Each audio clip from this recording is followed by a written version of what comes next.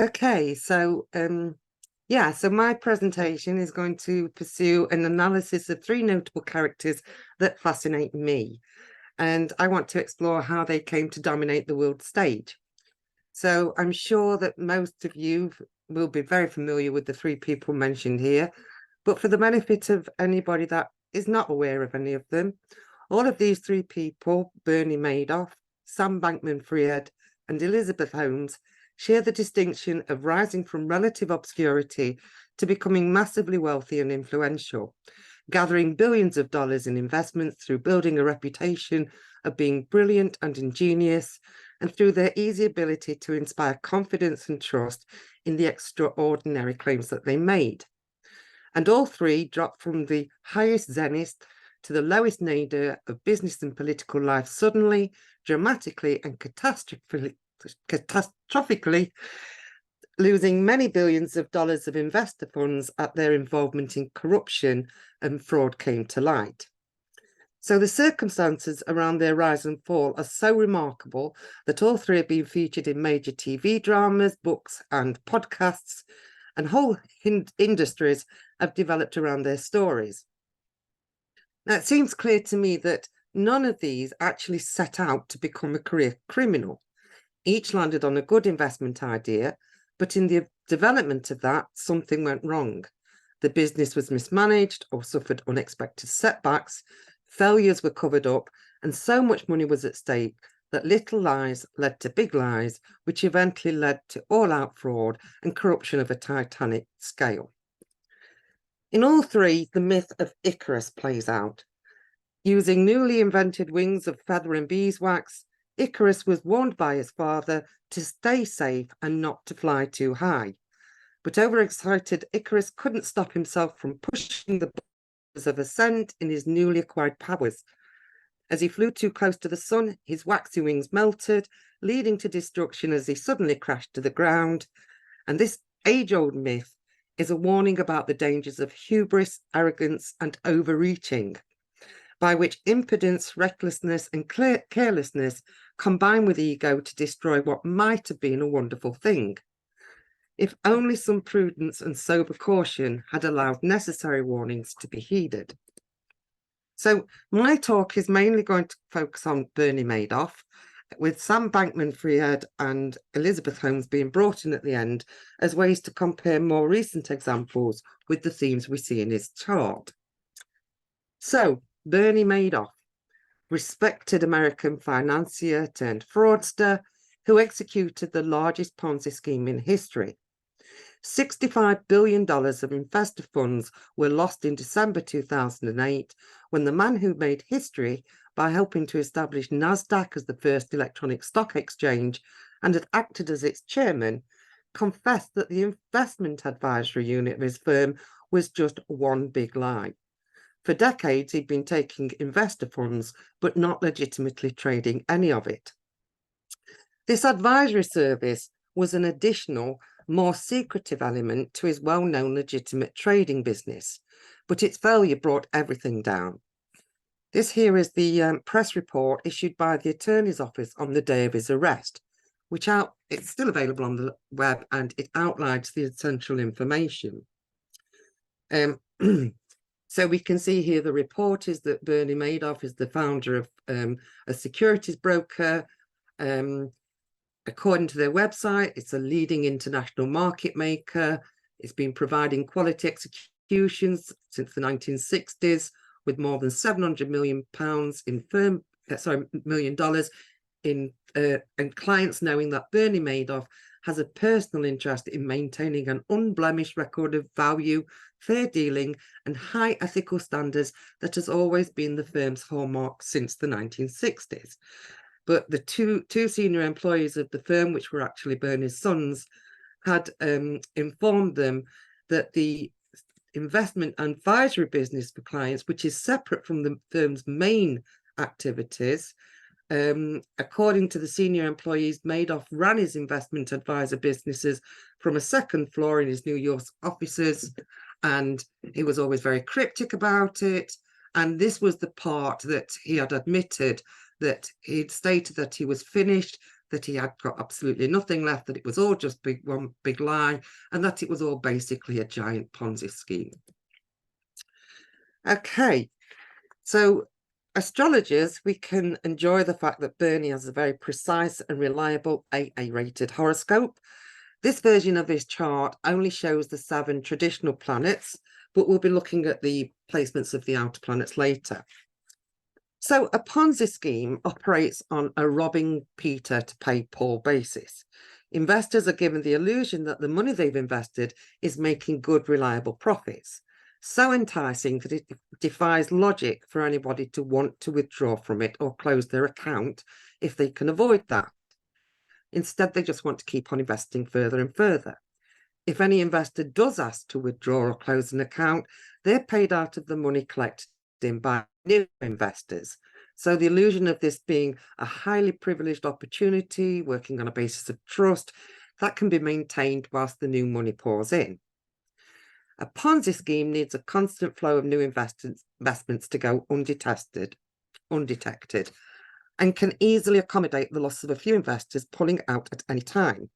However, the global financial crash at the end of 2008 was so catastrophic that almost all investors were affected by it, and too many of Bernie's clients needed to withdraw funds from their investments at once. Unable to supply the inflated figures he'd invented, he was forced to reveal that his asset firm could not repay what was paid into it, and that was the point when the game was up.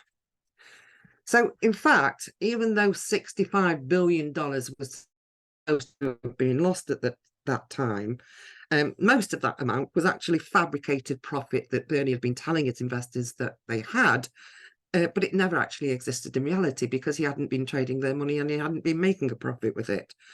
The true amount of the money invested appears to have been around $20 billion, and some of that is still in the process of being tracked down.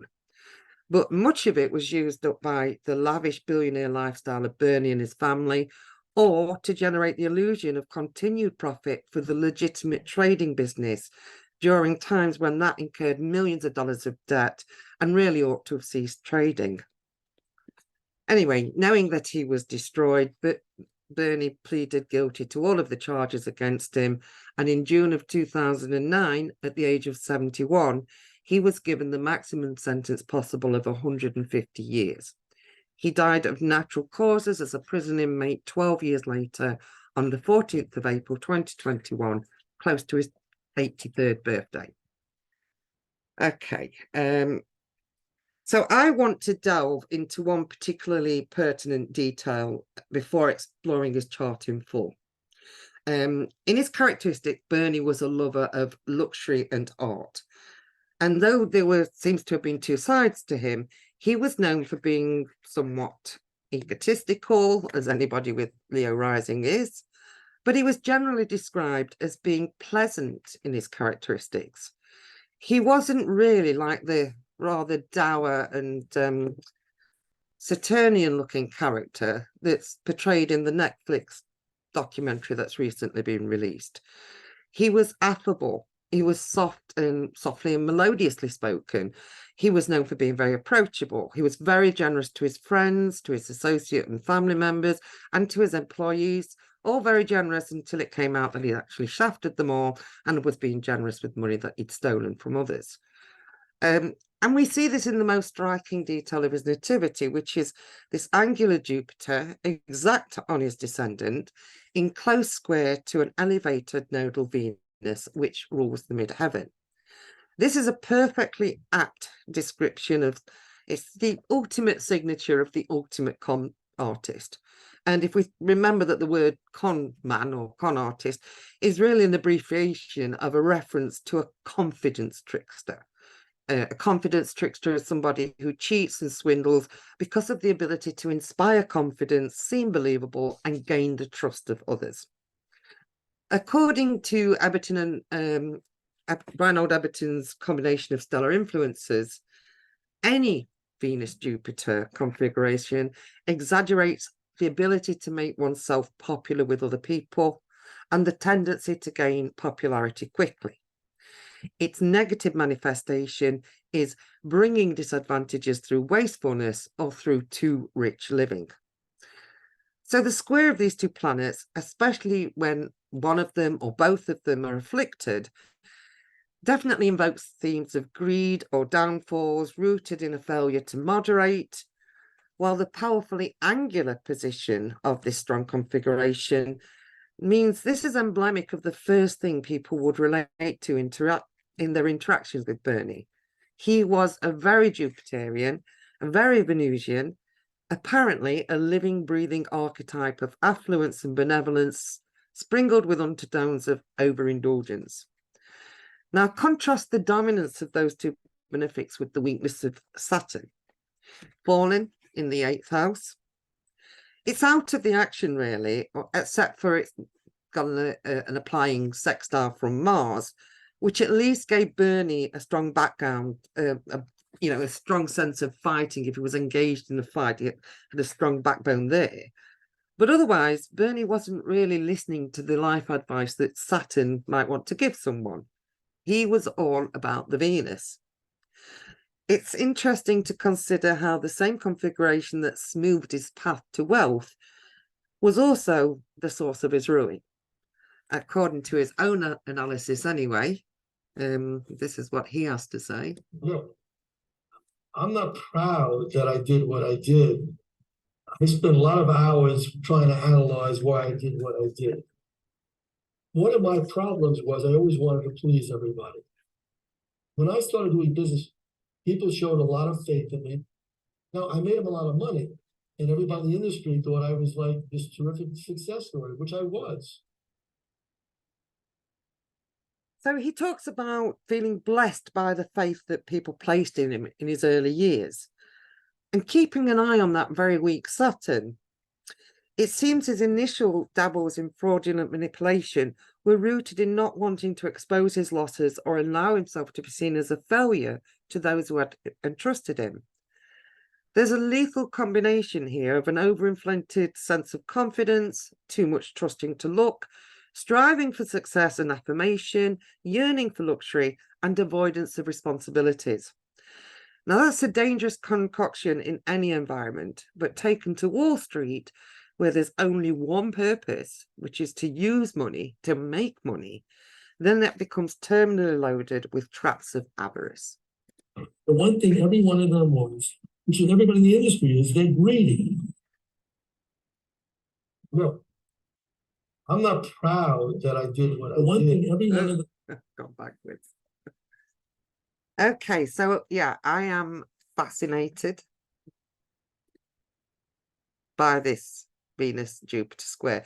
It's actually the reason I chose this Bernie Madoff theme to present at this talk, because it's such a topical issue right now, in mundane terms. You know, it's an aspect, it's enforced now, and it's been enforced for most of this summer. So it's been affecting many things around us. Jason Burns and I have made reference to its mundane effects several times in the Skyscript newsletter. Myself, most recently, with a review of how the first perfection of this square in mid-June brought an array of leaders being publicly held to account for digressions, laxities, and liberalities within hours of each other.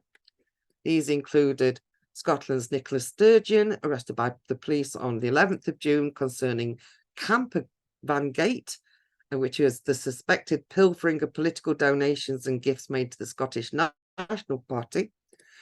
Donald Trump getting a Venus-y type revenge on the 13th of June when he indicted for the same crimes that raised chance of lock-her-up against Hillary Clinton in 2016. We've now lost count of the charges that have come in since concerning subversion, fraud, hushed money, and defamation concerning rape allegations. And Boris Johnson, forced to resign as an MP on the 12th of June, following investigation into the social parties hosted by Number 10 during COVID lockdown. The symbolic themes of Venus include gifts, sensual indulgences and extravagances, which turn to greed, indolence and overindulgence, with a failure to be responsible and circumspect when Venus is strong yet lacking dignity. Now, of course, not everybody accused is guilty, but that's not even the issue astrologically. This is the kind of theme that sets the nature of the net in which entanglements play out internationally in endless formats. It's often appearing as the catalyst that lights political flames. Rolex watches and luxury jewellery proved mightier than the sword for the political opponents of Imran Khan this year, when he was in prison for supposedly failing to declare money earned from selling gifts received in office. Or think of the woes of the Spanish Football Federation that followed their World Cup victory, when their president got a little too Venus-y and kicked off a women's football's Me Too campaign. Though we do thank him for wearing a Rolex watch and allowing us to see very precisely the time that occurred. Anyway, Jason brought more examples of global influence in his column and warned of this month bringing more media headlines relating to Jupiter's theme of justice, clashing with the Venus theme of partying, gift-taking, or too easy overindulgence of liberalities. So, as examples of how that played out, in the British press this year, you will have seen, if you've been in Britain, lots and lots and lots and lots of press coverage of the sexual allegations made against Russell Brand. And if you dig really, really deep into the media pile, you might find just one little bit about how Iranian women are now being persecuted and possibly facing up to 10 years if they break Iran's strict chastity laws. And this follows the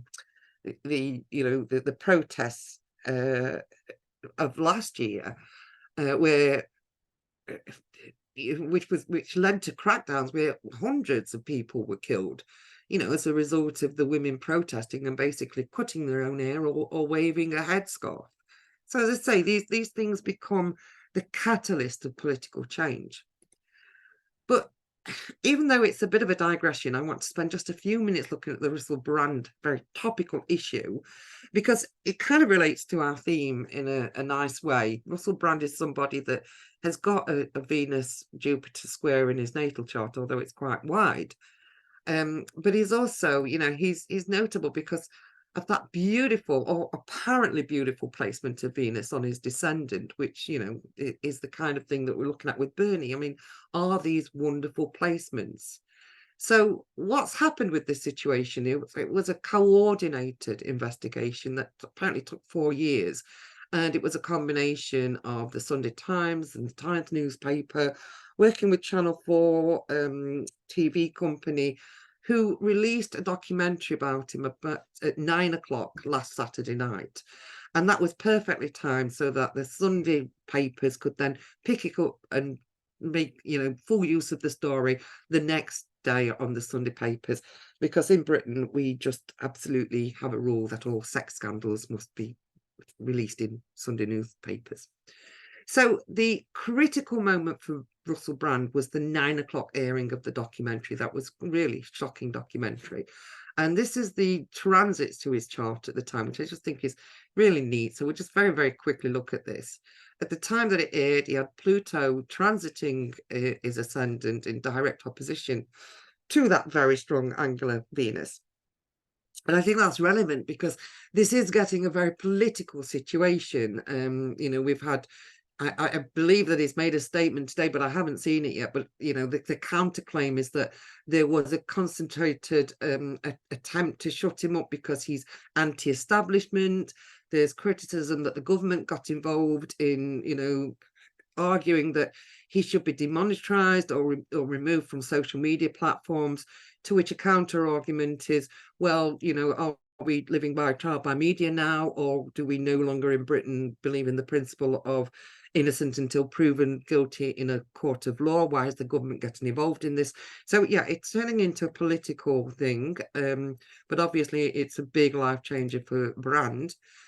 I would also be interested that Venus, which is retrograde in the 3rd house of press, and it's relevant, very relevant for Brand because it is midheaven ruler, and the 3rd house ruler, the house of press and the things that are written about him, is actually Venus, which at the time of the release was exact in its square to Jupiter. So Venus at 15 Leo, Jupiter at 15 Taurus. And as it was in that square, it was actually moving from the trine of his natal Mars to the Moon Jupiter conjunction in his natal chart. So it's, moving on that critical stellium there. Just as the moon was joined to Mars in its transit to that opposition of that stellium at the time that it landed. And also it's of interest that, this is to do with sex, which, sex and sexual pleasure is a fifth house theme. We can see Brand is a, self-admitted sex addict, ex-sex addict, according to him. And we see that he's got the sun on the fifth house cusp natally, which is relevant because by transit, the sun was exact on his eighth house cusp. And it was also making a square to Mercury, strong in Gemini, retrograde in his fifth house, which is relevant because Mercury is the ruler of the eighth house. So all in all, that's a big ouch for Russell Brand. This is obviously a very significant, potentially life-destructing moment for him. But the reason that it's relevant is because it came about as a result of this Venus-Jupiter square. And the point that I want to make here is that we can't assume that benefics only show righteousness or that they only show blessings and prosperity. In fact, it's my belief that we can't tell anything about moral character at all by natal chart configurations. All of them are just singing a theme, singing a tune, and it's how that tune is played that really defines the character. So when we look at anything, it could look wonderful in a natal chart, but if it's not well managed, if it's not checked and balanced, then that will be the Achilles heel. That's the vulnerability, the point that destroys in line with that planetary theme. And in fact, someone in the business of scamming is really aided by strong benefic activity. For Ponzi schemes, where you want people to support you, you want a lot of attention, and you want to be attractive to your investors, then, the ethos is to sell a dream. So the more benefic activity you can find crammed into a natal chart, the better there is. Because Ponzi schemes are about selling a dream. They're not really about manifesting it. And as a case in point for that, just another small diversion, this is actually the birth chart of Charles Ponzi, after whom the Ponzi scheme is named. Now, it's only a noon chart. We don't know exactly what time he was born. And I won't spend much time on this, but just to say, just like, look at this man. He is not unattractive. In fact, I find him adorable. How can you look at this datty character and not want to smirk and smile? Even this photo over here, which is, the photo taken by the police of his arrest, he looks like he's smiling. He just looks so happy. He's got this Venus-Jupiter sextile in his chart.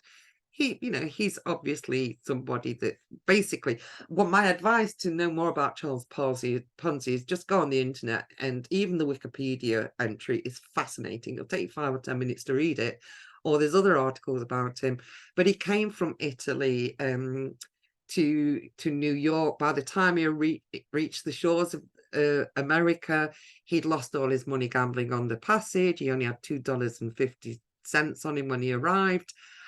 He worked a whole plethora of jobs. He was a dishwasher in a restaurant, and he didn't have any accommodation, so he just slept on the floor, and then he eventually got made a waiter, and then he got fired for pilfering the customers' payments, and then he worked in a bank, and then he went into the bank manager's office and found the checkbook, and he forged the bank manager's signature for over £400,000. So he got arrested for that. I mean, like, why would you take $400,000 back in the 1920s? Surely $1,000 or $2,000 would do it, but no. Ponzi scheme people, they think big. Anyway, he was arrested several times in life. He ran a scheme. It wasn't designed to be fraudulent, and he got so much support because his scheme was basically, there are postage stamps that we can buy in Italy for the equivalent of $1, but to those they sell in America for about $3.50. So, but I just need backers to help me fund the scheme that I need, so that I can get all these stamps brought in, and everybody will make a load of money. It was so successful. He basically pulled in $20 million within a year or two of people that just loved the idea of his scheme and wanted to invest in it. But there was no way that he could make the scheme work, because first of all, there wasn't that many stamps that existed. He didn't have any infrastructure. So, he wasn't actually investing this money, but instead he was using it, buying fancy houses. And then he was trying to set up businesses that he hoped would make a profit in order for him to deliver the profits that he promised on his scheme. But he couldn't make that work either. So basically he lost the money, and people got a bit, got news of it. He was asked to go by the police to go and check his bank account. They could see that he'd only got, a few £1,000s. He was arrested again and, served more time in prison. He didn't get an awful lot of time in prison because, he was a complex character. To some people, he was a hero. At one time, he was working as a nurse in a mine, and there was an explosion, and a nurse who was actually unknown to him had suffered terrible burns. And when he asked about her, the surgeon said, to save a life, we need to take a lot of skin graft, but, we can't find anybody to donate out the skin that we need. And he literally gave the skin off his own back to his own detriment. He made himself very ill. He had so much of his own skin donated to this woman and saved her life. And she wasn't even somebody he knew particularly well, but it was his character. He was like, things flew around him. So, eventually when he served his time, he was deported to Italy. And I love the fact that, at the end of his life, he makes this quote that says, he looks back on his life and says, even if they never got anything for it, it was cheap at that price. Without malice aforethought, I gave them the best show ever staged in their territory since the landing of the Pilgrims. It was easily worth 15 million bucks just to watch me put the thing over. So we have a sense here of, this idea of tragedy in close-up is often comedy in long shot.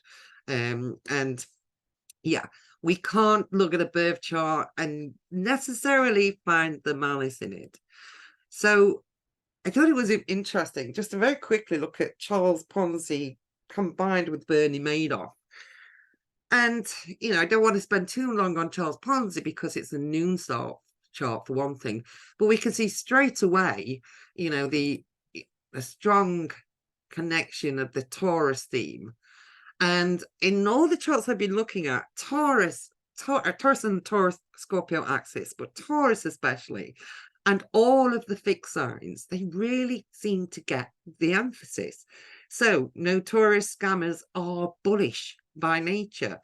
Fixed moons are generally very helpful. We need a connection with Mercury, because the fixed moon, it's almost like the fixed moons allows them to stand the ground in a place where most people would never dare to do what they're doing.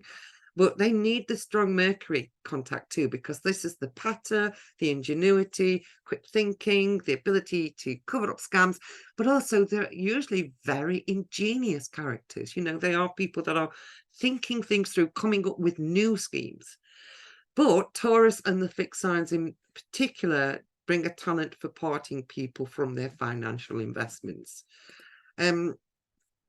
And just as a matter of interest for Bernie Madoff's chart, it's well known that Bernie Madoff, who was a Taurian sun and moon, he had a fetish for bulls. He was obsessed with bulls. Now, you're going to say on one hand that, well, this is the bull of Wall Street. But that bull statue was installed in Wall Street after the 1987 crash as a way to, bring a sense of bullishness back into the market. And his obsession was much longer than that. There's various things on the internet that talk about his office, his home was loaded with bull statues and bull artwork.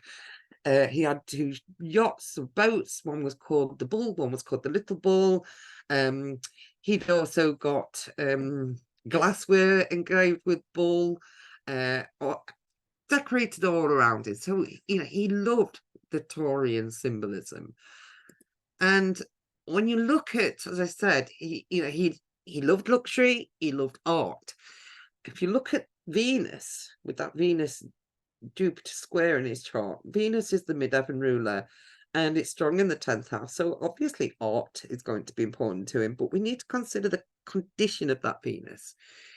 It's in the very end degree of its sign, so what we would call an anaretic degree, which is never planet's never well placed at the last degree of its sign, because that last degree is all about endings. It's the term of Mars, you know, so it's all about endings and destruction, and that would make Venus debilitated. You've got Venus there trapped between the conjunction of the south node on the midheaven, and it's as it changes signs, its conjunction with Mars. And it's also conjunct the fixed star Algol, which was at the time Bernie was born, was at 2518 Taurus. But I'll look at that later.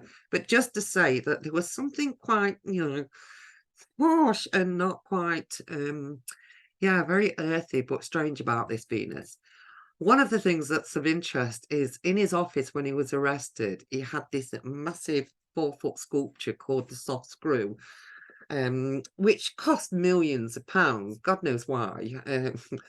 But it was a point of controversy in several trials about it. It actually, in some trials, the judge insisted that that was photoshopped out of the evidence of what was in the office, because there was a claim that that is obviously so phallic and so emblematic of lad culture, or an attempt to want to screw people, that it might give people, you know, like the wrong symbolic idea. So it was, you know, it was removed from statues. It was photoshopped out because it was as symbolic as it is. So that's just a point of interest there. So yeah, that Venus Jupiter square is not necessarily, so, you know, it's a square for one thing, but those benefics are a little bit, are they really benefics? Now, I do also want to point out, and then we'll come back to this, that, you know, the trine of Mercury to his ascendant was very exact and very relevant for Madoff. Like I've said, you know, you need this strong Mercury connection if you're going to be a scammer. But this is a quote about Madoff made by the Netflix director, who says, he reminds us, this guy was largely responsible for computerized trading. That's why he got so, you know, successful in the late 70s, early 80s, because he was one of the first people to invest in the use of computers to computerize the market. That's how he got ahead of things. So, you know, we're reminded, which led to exchange dealers all coming together and creating one computer screen, so to speak, which is the origin of the NASDAQ. Madoff is largely responsible for legitimizing that market, the electronic exchange, which today Google, Microsoft, Apple are part of. He was a great innovator, and that certainly is why people trusted him. So remember, you know, like, he was 70 when the whole thing fell apart. So for 70 years, he had climbed the ladder from relative obscurity, been successful, become one of the most successful, influential, wealthiest people in the world for decades. You could say, you know, he lived his 70 with all the trappings of mega success. You could say that for the majority of his life, he was ultra successful. And as he says himself, everybody in the industry thought I was this terrific success story. And I was for most of his life. But the final chapter, you know, all turned out into a really tragic horror story. The consequences of his choices turned the sum of his life into a horror story. So besides that heavy affliction of Venus, angular Jupiter, which brought him so much wealth, is also tasked with expressing destructive 8th house themes. And a reminder here about the comment from Masha Allah in Reception, where he says, whether the Lord of the House of Death is a fortune or an infortune, it signifies death. because the Lord of the 8th house is contrary to the Lord of life. So with Madoff, his crimes led to multiple suicides and untimely deaths, including many of his colleagues. Yeah, there was so many people that just killed themselves in the wake of his crimes. These was many well-respected hedge fund managers who'd invested their own assets into his scheme and encouraged all their clients and their own friends and family members to do the same. It also included his eldest son, Mark, who hung himself on at the age of 46 on the 2nd anniversary of Bernie's arrest. He'd actually tried to do that the year before at the same time on the 1st anniversary of his death. And at that time, he left a suicide note blaming his father for ruining the lives of both his sons. But he survived the first attempt, but he repeated it the same time the year after, and he pointedly killed himself on the day that Bernie was arrested. His younger son, he only had 2 sons, his younger son Andrew died of cancer just a few years after the death of Mark in 2014. And, you know, he very publicly attributed the illness to the effect of his father's crimes. He said, "The scandal and everything that happened killed my brother very quickly, and it's killing me slowly. I will never forgive him for what he did. He's already dead for me." Yeah, even Bernie's sister and her husband, you know, killed themselves. They shot each other in what is presumed to be a suicide pact. And yeah, many people's lives were destroyed. One of the quotes in the Netflix documentary made by Harry Markopoulos, who was the person that was trying to get people to accept his theory that Bernie was conducting a Ponzi scheme, but nobody listened to him for years. But he makes the comment, in a blue-collar crime, the bodies drop before you investigate. In a white-collar crime, they drop afterwards.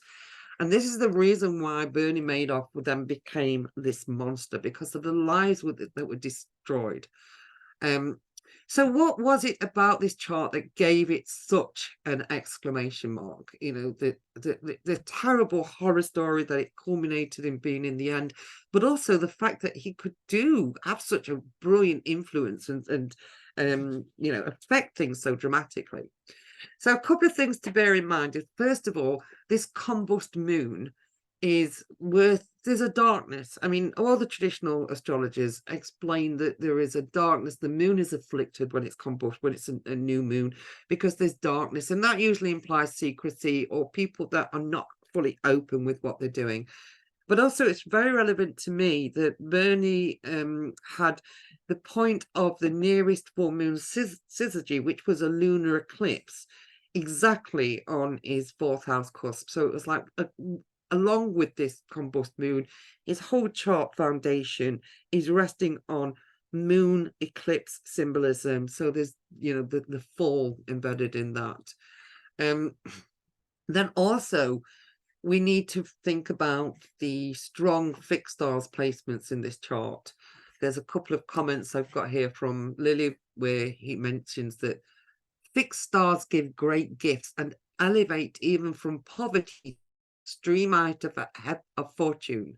The 7 planets do not so. So the effect of the fixed stars can really raise the ramp of things astrologically. And he also says in the same passage, the fixed stars in angles give admirable preferment. Now, that preferment is, increase in promotion. But if the planets do not apply with that, do not together support it, usually it ends in calamity. So the principle with the fixed stars is that angular fixed stars can raise to a great height, but they can also, by the same virtue, bring you back to this dramatic, catastrophic fall if that energy is not well managed. So remember, we're going back to the Icarus theme again. So looking at the meaning of this fixed stars, Bernardi tells us on Regulus, I'm sure many of you are aware of this because it applies to Donald Trump, but the Bernardi aphorism to see in diurnal nativities where the Corleonis, which is Regulus, be in the ascendant, for this alone signifies that the native shall be a person of great note and power, too much exalted and attain too much preferment and honours, although descended from the meanest parents. And if any of the fortunes build that place also, his glory shall be the more increased. Yet still it signifies that the native shall die an unhappy death, or at least that all his honours, greatness, and power shall at last suffer an eclipse and set in a cloud. Well, that certainly seems true for Madoff. In addition, we have Algol on the midheaven. I'm not going to labour on this because if there's one star most people know about, it's Algol. But a couple of quotes from Lily, very shrunk down. Algol gets in the native a certain dogged nature and violence whereby he either procures sudden death unto himself or is the cause of it to others. And when it's direct to the midheaven, you know, there's most of the traditional authors talk about death or destruction or beheading, an extreme danger, and Lily just says, I ever found it an ill direction. So nobody really has a lot of good things to say about Algol. It can be a very, you know, transformative star, but when it's tied in with difficult alignments, it exaggerates what we would expect to see from a combust moon resting on a chart that is loaded with eclipse symbolism. Another star that is worth looking at is Murphak, which is the alpha star of Perseus. So it's, you know, it's from the same constellation of Algol. And that is very close to Mars. And that Mars at 4 degrees Gemini is very significant for Bernie. So quoting from myself here, sorry, I've lost my screen. Yeah, quoting from my own self from my article on Skyscript. Ingenuity is a hallmark, which may be why authors such as Robson and Noonan describe the star as offering an adventurous nature, but with a tendency to lie or be less than honest in their dealings with others. So, yeah, we can see that the themes of the fixed star here are totally in accord with what we expect of them. And yes, most of them, you will have noticed that the angles in this chart are replicating the angles of Donald Trump, who also has that same Regulus Algol alignment, and he also carries eclipse symbolism, being somebody who was born on a lunar eclipse as well. But you know, it's hard to keep Donald Trump out of things, but yeah, you can see both of them were in New York, both of them were dealing with a lot of money. Donald Trump said he knew and socialized a lot. I think that he said he didn't invest in his scheme because he had his own things to invest in. But, you know, when you look at these charts and the Regulus rising and, you know, the megalomaniac energies that must be in it, I don't think they would have been able to have been in the same room for very long before one of them would have to kill the other, because, you know, there's just too much kingdom in these two charts. So this is Bernie's chart with me now, including in everything of relevance, including the outer planets. I wanted to give you a good sense of the, you know, the Mercury, Saturn, the weak Saturn, the effective Mercury, that overpowering Venus-Jupiter square, before we got into the outers. You know, we've got Neptune on the 2nd house, of course, very relevant here. Pluto is on the 12th house course, and Uranus is conjunct the Sun in Taurus. So, you know, that's a planet that by transit brought very, you know, significant effects. I mean, the apparent joint suicide of his sister occurred, you know, when Uranus was triggered and Venus was conjunct with Mars in aspect to it. So things like that have been very significant in his life. Okay, so what I want to do is, Bernie Madoff's life is so fascinating. It's so full of the ups and downs and drama, so much high octave drama.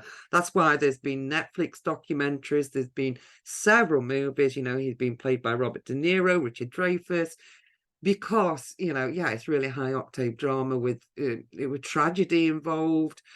So it's very difficult to pick out select moments and say that these are the pivotal moments. You know, there's so many of them for him, but certainly 2008 was the pivotal year as far as I'm concerned. You know, you might want to say, well, let's look at the solar return of 2009. That was the year that he got sentenced, but really 2008 was the one where it all changed. Because, you know, he started 2008 with somebody who owned an empire with no sense of how the year would end. You know, he was riding high. And then things happened politically, which led to the 2008 crash. And so from September onwards through to December, he was desperately trying to move money around, you know, to make it work. And then it got to the end of November, beginning of December, where he realized that, you know, he'd lost. There was no way now he could make it work. And, you know, he confessed to his sons what was happening, and so that they didn't turn into accessories before the fact they had to report him to the police. So he was arrested at 9 a.m. on the 11th of December 2008. So 2008 is the year of collapse for him. And this is the solar return for that year. It's very interesting to find Saturn is on the second house, of course. But to me, it's interesting that, you know, Venus is angular on the midheaven, because I know that Venus is doing so much in his chart. And also with Jupiter at 22 Capricorn, it doesn't look so destructive until you remember that Jupiter is the 8th house ruler. The moon is the 12th house ruler here, and, you know, it's opposing. So, yeah, it doesn't look, knowing the context, you can make it work. But you wouldn't know, if you didn't know what was going to happen, you wouldn't think such terrible things from a solar return until you make it radical, until you put it against his own chart. And then when it fits to his own nativity, he's got Mercury, which is so prominent in his birth chart on the midheaven. Remember that Mercury is his second house ruler in his birth chart. So, you know, it's all about the financial issues coming to light. The south node is on his natal Jupiter. Uranus on the 8th house cusp.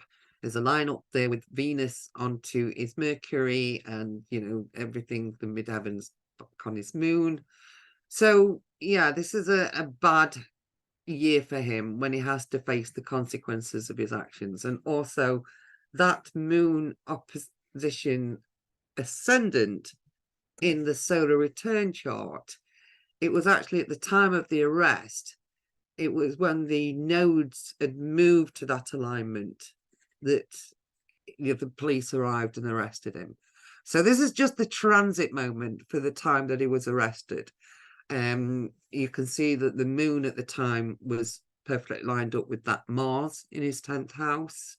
You can see the Saturn-Uranus opposition in the chart across his second house cusp. So, yeah, there's more there, but I need to move on pretty quickly. I'll move on to the next year of great significance to him, the devastating year of 2010, when his son killed himself. He actually hung himself in his flat, and he did it, as I said, very pointedly on the second anniversary of his father's arrest, and made it clear to his father, this is what you did to me. So that would have been a terrible, you know, the epitome year of 2008. He may have thought there was nowhere left to go, but 2010 was the year when he really hit his depths.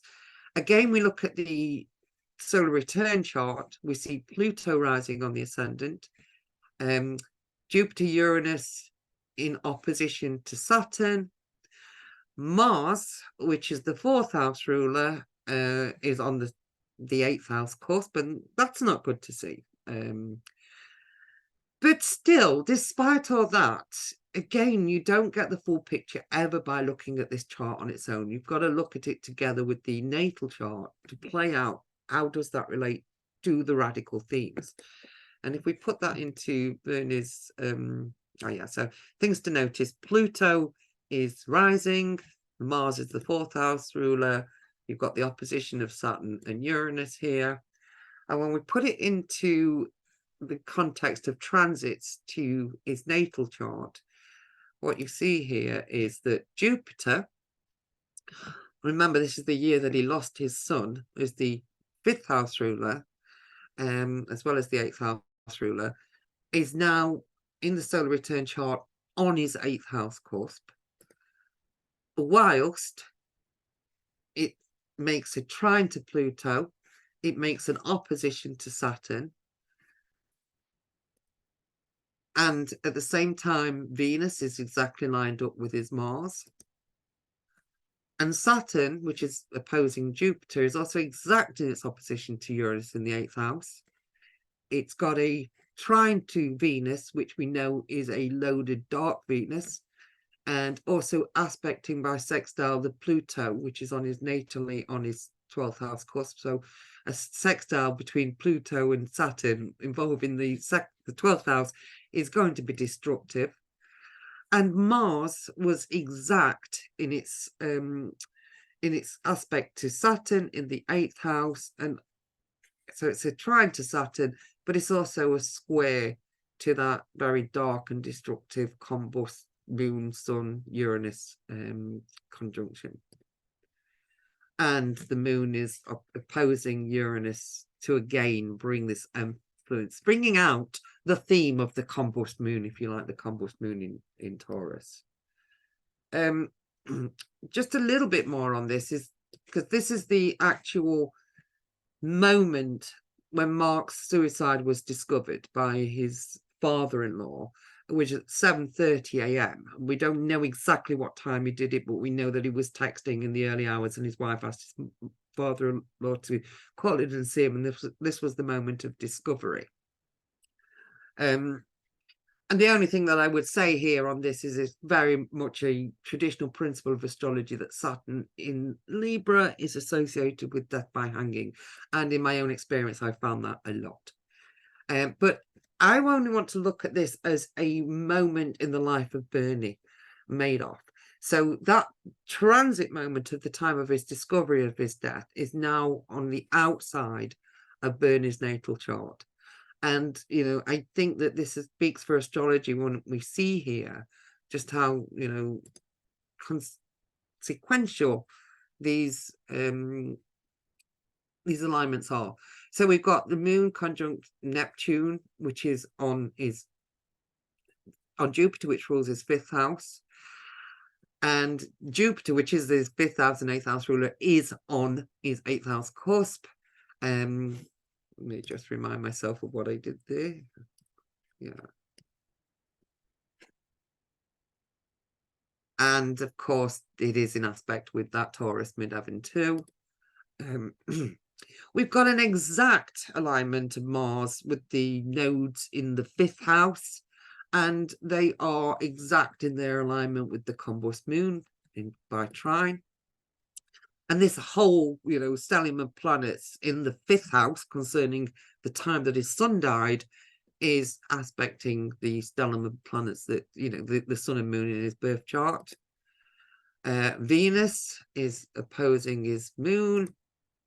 Saturn is opposing his natal Saturn. So all in all, you can very easily and very quickly see how this, you know, this moment was a time that activated the triggers in his own chart. And it's also interesting to look at the relationship between them, because in a way it makes you wonder, like, when did this drama begin? When was it fated from the start? We don't have an exact time for Mark, but we know is, you know, we've got a noon time based on, we know when the day and place he was born. So again, I put Mark's natal placements as an outer wheel to Bernie's horoscope.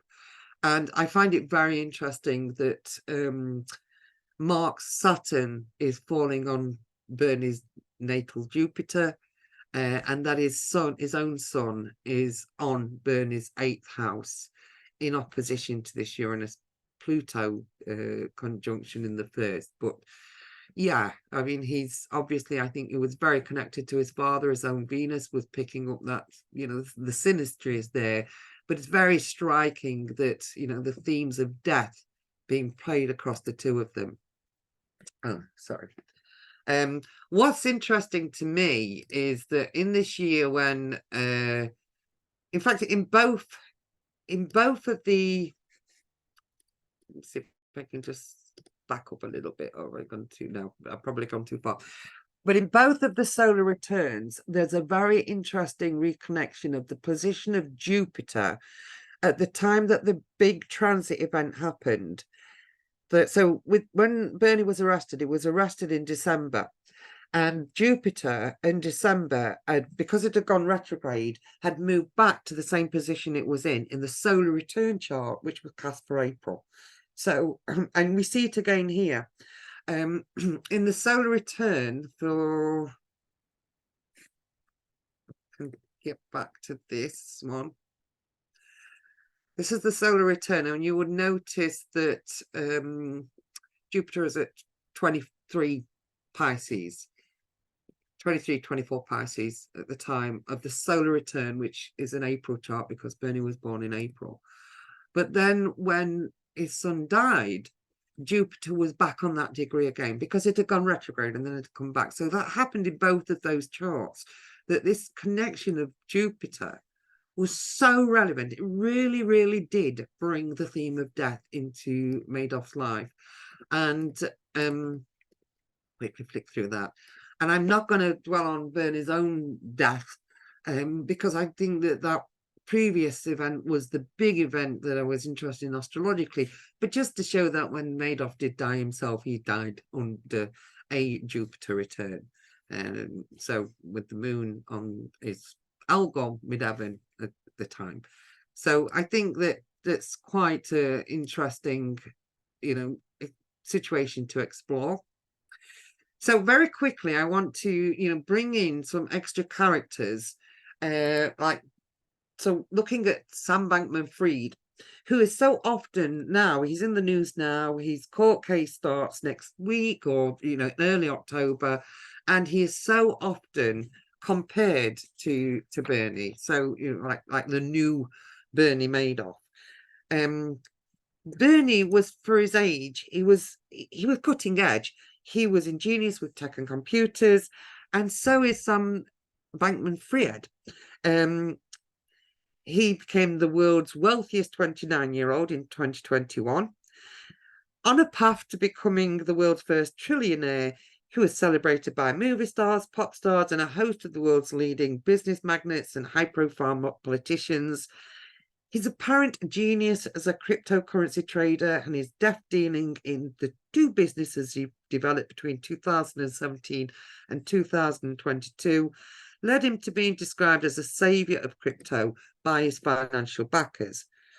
He appeared to rescue the market in early 2022 when crypto was falling, and he used these funds, company funds, to buy up the bulk, a really large amount of failing crypto assets. So like Bernie, he actually ran two companies, two sister companies. The first one he set up was called Alameda Research. He started in 2017 when he was 25 years old. He now admits that the word research was added into the company name to make it sound like the kind of thing you would want to invest in. But its purpose really was just simply to trade funds, make profits on those trades for itself and its clients. By 2018, its website, which is now being pulled from the web, but you can find this through the Internet Archive machine, was advertising decades of experience, whilst claiming we manage over $100 million in digital assets and trade 600 million to 1.5 billion per day across thousands of products. In May 2019, Sam then branched out into his cryptocurrency expertise and developed FTX Trading Limited as a centralized cryptocurrency exchange. Now, the remit of this company was not to make investments, but just to act as a platform by which customers could transfer funds between currencies. It had become the world's third largest cryptocurrency exchange by July 2021. And as a result of some very high-profile marketing campaigns, backed and apparently endorsed by many well-known trusted celebrities and leading politicians, it had become the world's second largest cryptocurrency exchange when it all collapsed very suddenly in November last year, among allegations of financial mismanagement between the two companies, where one was basically imagining a digital value of something in order for the other company to make profit on trading those assets. So he was allegedly misusing FTX customer funds for personal expenses, luxury purchases, and to make substantial political donations to parties that would serve his own ends or that would favour crypto registration. In less than a week, he went from industry leader to industry villain. He saw his 32 billion company plunge into bankruptcy, and he became the target of investigations by the Securities and Exchange Commission and the Justice Department. And as I say, if you're not aware of him yet, you will be, because he'll be all over the news very shortly as his trial starts, supposedly now on the 3rd of October. Anyway, the media loved the story of Sam's meteoric rise to fame, and this was boosted by romantic marketing that this soon-to-be the world's first trillionaire was the face of a new kind of wealth generator dictating political power who could somehow save the world as the face of the effective altruism movement, which is a movement favoured by the likes of Elon Musk, Mark Zuckerberg, and the Silicon Valley elite. Sam became connected with the leaders of this movement while he was at university, and it was the money invested by the leaders of this movement that funded his companies from the start. Its ethos is that the most effective and ethical thing a person can do is amass as much wealth as possible and then bring about political change by donating effectively in ways that can create greater social change than can be done by standard charitable giving. And Sam very soon became a very visible donor to causes. He gave millions to support the Biden campaign in 2020, but he also donated generously to the campaigns of Republican candidates at the same time. So you can make of that what you will, but in the trading world, it would be called hedging your bets. His supposed benevolence became core to the public image and the reason why people were investing and supporting his company. One viral YouTube video, which is no longer available, but it became very viral and it got millions of people supporting and liking it. He's just filmed handing out money in the street and being called the most generous billionaire in the world.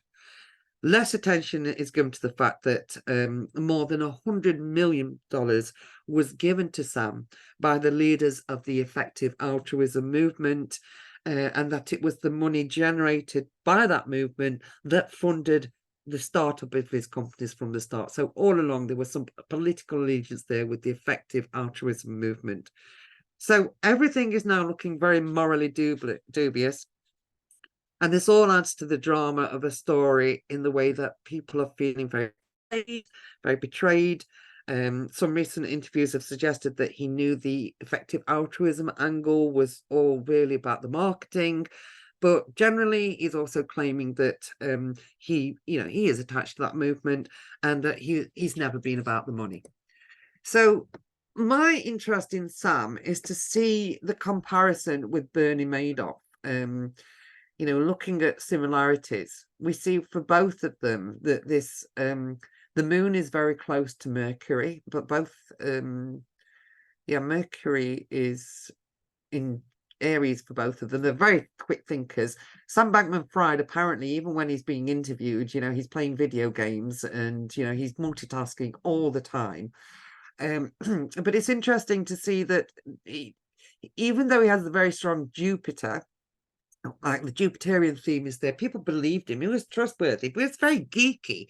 People knew that he was different and they liked the fact that he was different. He had this oddball characteristic about him. He was obviously very intense. He's got this Pluto on his descendant. The Mars-Saturn conjunction and Venus-Mars-Saturn conjunction is very striking. There was something not quite the norm about him.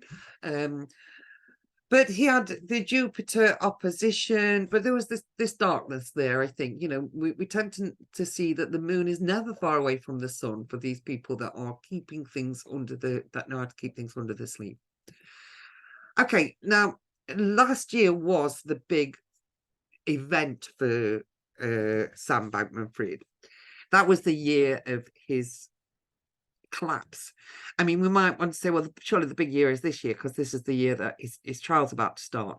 But just like Bernie's solar return for 2009 when he went to court, wasn't as big as 2008 when it all came out. 2022 was the year that Sam started off as the king of the world. Everybody adored him. He was being profiled everywhere at the start of the year, around his, just after his birthday. He couldn't place a foot wrong. But then 6 months later, everything is lost. It's all lost very dramatically within a matter of days. Everything just, collapsed, and now his world has changed. So 2022 was the interesting year. And, because I'm interested in this, in Bernie, I mean, I could just naturally see straight away that looking at the solar return, like, oh, do we have the footprint of Bernie Madoff here? Here we are, that regularizing, that algon on the midheaven. The theme is there. The compost Jupiter, it just really resonates to me. That brings the moon in his chart that year was bang on the same place that Mercury is, was for Bernie Madoff. So yeah, I can totally get that people were saying, like, this is the new Bernie Madoff. Well, what happened? Because there was an astrological tie-in. And when you look at the connections of the solar return for that year to his own birth chart, yeah, it's, it brings everything. This was a pivotal, critical year. The nodes are on the ascendant-descendant axis. Mars is up on, elevated on the midheaven, and Saturn and Mercury are conjuncted. Mars, Saturn, Venus conjunction in the 10th. He's got combust Jupiter. Obviously he's going to have his Sun conjunct Sun on solar return, but Jupiter is combust, and the moon is in the 12th house. So last year was a very bad solar return for him, and it brought the connection with Bernie. And finally, because I know I got to be pretty quick, I'm going to bring in just a flash of the other thing that is commonly being put out there in the media is Sam Bankman-Fried is the new Elizabeth Holmes. Now, they call him Sam Bankman-Fried, but I always call him Sam Bankman-Fried because that's how his name is spelled. And I just think, like, look, he was a bankman who got fried. Bernie Madoff he made off with everybody's money. Elizabeth Holmes would like to be in one of her homes, but she's currently in prison serving a sentence for fraud after being, for years, the darling of Silicon Valley. And she raised millions of investor funds for this invention that she created, which was supposed to be able to just take a tiny pin drop of blood, and that pin drop of blood would be able to test for all sorts of diseases, and it was going to revolutionize the medical industry. But if you don't know the story, I suggest you watch one of the Netflix dramas or the podcast. Basically they couldn't deliver, the prototype couldn't get to work, so they were still claiming in the money. And when investors were asking to see the machine in operation, they'd take the blood sample and they'd take it in the back and they'd run it on on an existing machine by another company. And her trademark saying is fake it till you make it. The Silicon Valley, when you're in business, you've got to fake it till you make it. And so she faked it and faked it and faked it, but never actually made it. And in the meantime, millions and billions were lost. And so when it all came out, that it was all how much fake fraud was involved, it all collapsed, and she's currently serving prison. But they're both very young. They both come from similar backgrounds. I think they went to, either their parents went to the same university, lots to do with Stanford University. There's lots of tie-ins between the two of them. So these two are often compared with each other. So so I just wanted to look very quickly at, we don't have a actual time for Elizabeth. We only have a noon chart, so we can't look at the angles. I've put the sun on the midheaven here. But still, I think it's very interesting to, like I said at the start, Taurus, the fixed signs, they seem to come up so often. It's almost like, when they're talking about when the dogged resistance, when other people would change course, perhaps in light of failure or disaster, they still keep sticking at it. So in terms of the obvious connections with this chart, you're going to notice that both of them have Saturn conjunct Mars. And it's very clear to me that when you see them, the way that Elizabeth created an image around herself, it was very dark. It was very based on Steve Jobs, but she changed her voice. So she started to talk very slow and manly so that she could not be mistaken for a frivolous woman. On the other hand, Sam Bankman-Fried, he has quite a squeaky voice, or he's like, his voice is not quite the norm either, but it's like high octave, it's on the other level. But yeah, there's something very striking about them both. So just looking at what Firmicus has to tell us about, I mean, yeah, we all know what Mars conjunct Saturn is, but let's hear what one of the traditional astrologers tells us. So historically, Firmicus tells us when Mars and Saturn are in conjunction and in favorable houses, they produce a balanced character. Because Saturn reduces the unthinking rashness and impatient ardor of Mars and blunts it with Saturn's cold sluggishness, whilst the heat of Mars warms Saturn's chill, and the cold of Saturn tones down the fire of Mars. So in a perfect world, where these are well placed, that's actually that can be a really good thing to have. But it's not usually the reality. And Firmicus, in his next breath, says, nevertheless, activities are impeded by this combination. One planet drives ahead while the other hinders. Those who have Saturn and Mars in this combination never attain what they want. Inheritance is lost, and they themselves bring about an evil end, bereft of all good fortune and forced to regard with humble awe the power and fame of a brother. The natives themselves suffer trouble and anxiety from serious wrongdoing. And all these predictions are stronger if Mars and Saturn are on any of the angles. But then the attitude of the natives is never amenable to reason. So, yeah. Okay. I'm going to end this very quickly now by just one last thing that I want to show is that as well as being connected to or compared with Sam Bankman-Fried, Elizabeth Holmes was usually compared with Steve Jobs. In fact, she modeled herself on him. And it was a bit of a joke, the way that everybody knew that she was trying to replicate the success with her Silicon Valley, investments and industry with what Steve Jobs has done with Apple. So she started to dress like him. She tried to look like him. She started to replicate his mannerisms. It was all a part of the image she created. And, she quote here is, Elizabeth Holmes worshipped Steve Jobs and mimicked every aspect of his life, including the way he dressed, his strict green juice diet, his preference for black leather, Le Corbusier chairs in his office, and his obsession with secrecy. I am a tremendous admirer of what Steve Jobs did, she once told journalist.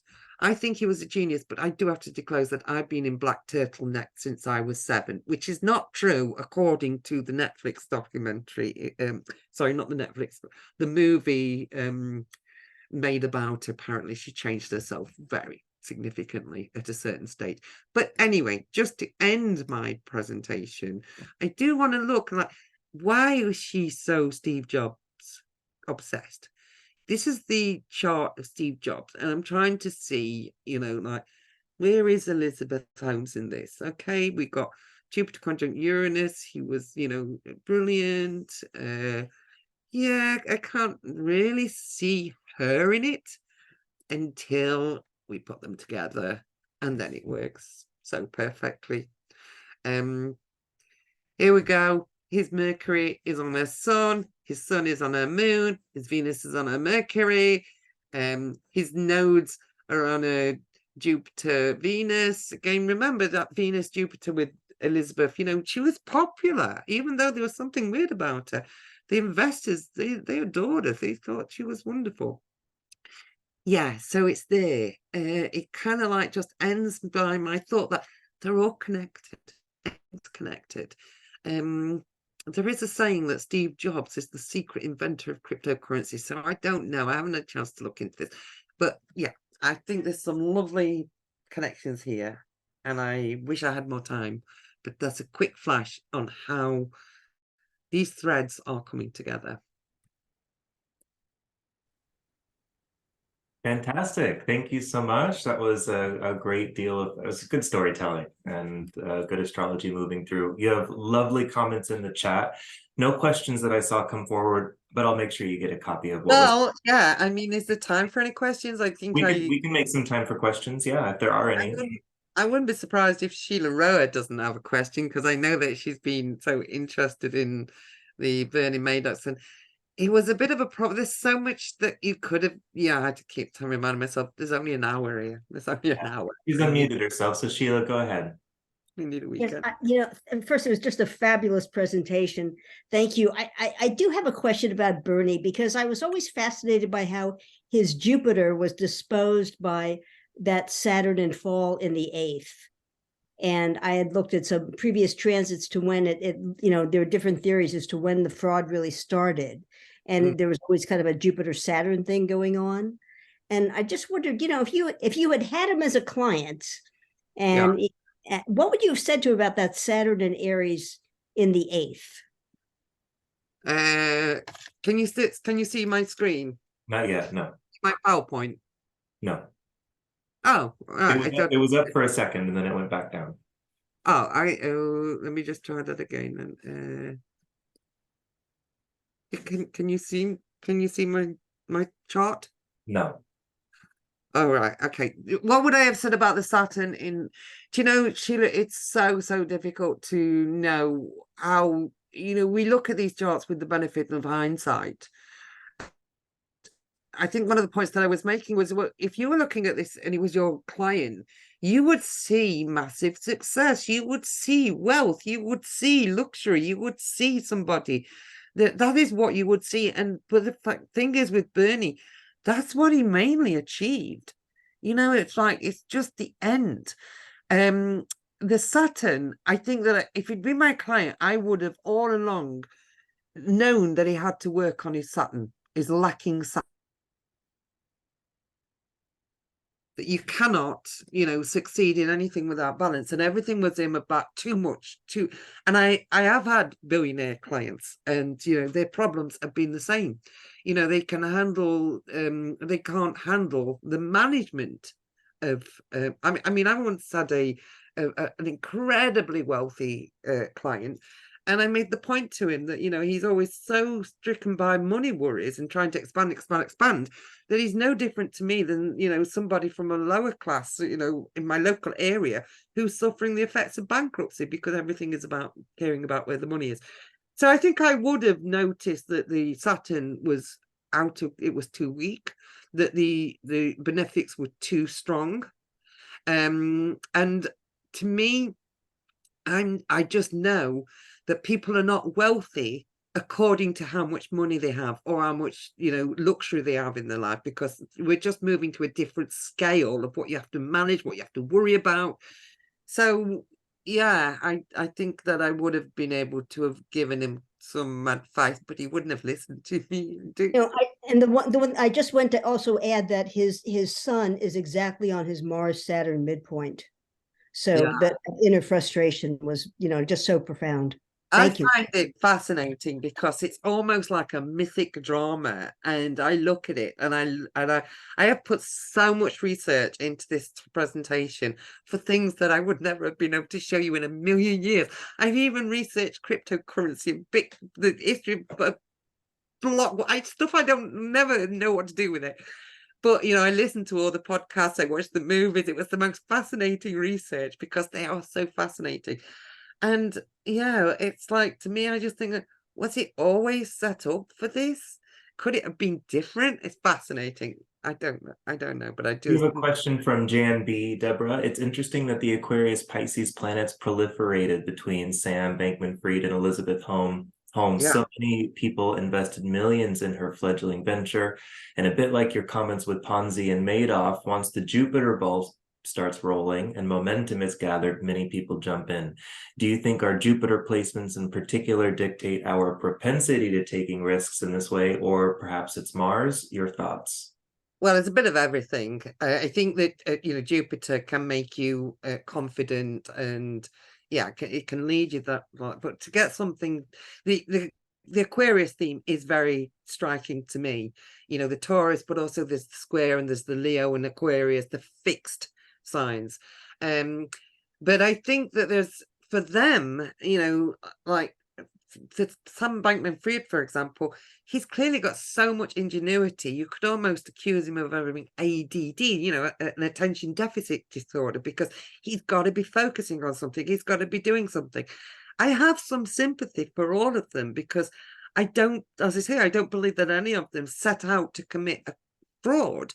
I believe that they got hooked on this, like, we can do something, and it gets bigger and stronger and more powerful, and then you've got to juggle it, and then you you can't scale down. And that I see is the personality problem, that they cannot, they're obsessive and they can't come out of it. So yeah, I think it is Jupiter, but I think there's Mars as well, and you know, Uranus as well brings things in. So we have a question about signification. You'd made a traditional a comment about a traditional aphorism, Saturn, Libra, hanging. Could you comment on that?